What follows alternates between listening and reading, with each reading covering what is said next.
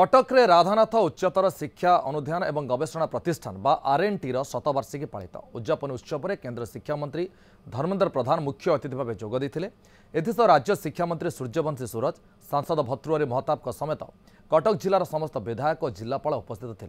ए college बहु शिक्षक शिक्षयित्री पाठ पढ़ी देश विदेश में सुनाम हासिल कर अवसर में केन्द्र शिक्षा मंत्री निज अभिभाषण में कहते राधानाथ उच्चतर शिक्षा अनुष्ठान उन्नति राज्य और केन्द्र सरकार मिलित उद्यम नुआ सिलेबस अनुसार पाठपढ़ा है। कॉलेज पर प्रथम जमी प्रदान पर नाक मान्यता देवाई चेष्टा करा।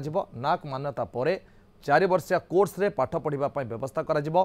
मु व्यक्तिगत भाव में राज्य सरकार मिसी अनुष्ठान को आगक ने चेष्टा करी धर्मेन्द्र। कॉलेज रे थिबा सब समस्या समाधान करने राज्य सरकार उद्यम करंतु बोली कहिथिले सांसद।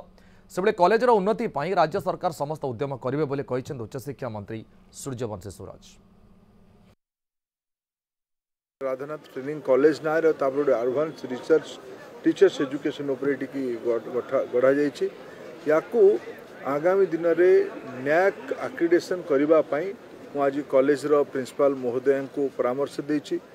न्याक एक्रेडिटेशन हेले राष्ट्रीय शिक्षा नीति अंतर्गत जो नुआ पाठ्यक्रम करा 4 वर्षिया इंटीग्रेटेड टीचर एजुकेशन प्रोग्राम भी ये आरंभ कर गोटे नुआ नीति प्रणयन करंतु एटा तंको मोर निवेदन रही। एटा गोटे उच्च अनुष्ठान गुणात्मक अनुष्ठान यार उत्तरोत्तर कामना करूँ। अनेक गुड़े असुविधा अच्छी मुझे व्याख्या करूना किंतु मु भावुची आपण स्वतंत्र भाव में शिक्षा मंत्री सहित जाई आलोचना करंतु राज्य सरकार सहित आलोचना करंतु।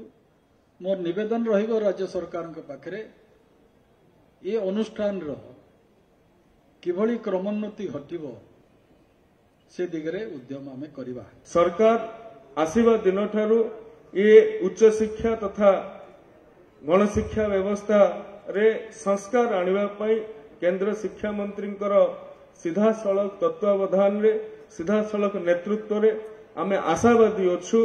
जो जो अव्यवस्था दीर्घ दिन हैला एठी रही आसीतिला आपणकर अनुष्ठान ठारू आरंभ करिकी प्राथमिक विद्यालय पर्यंत निश्चित भाव रे से अनुष्ठान गुड़िकर आगामी दिन में संस्कारित रूपरेख सामना को आसिबो।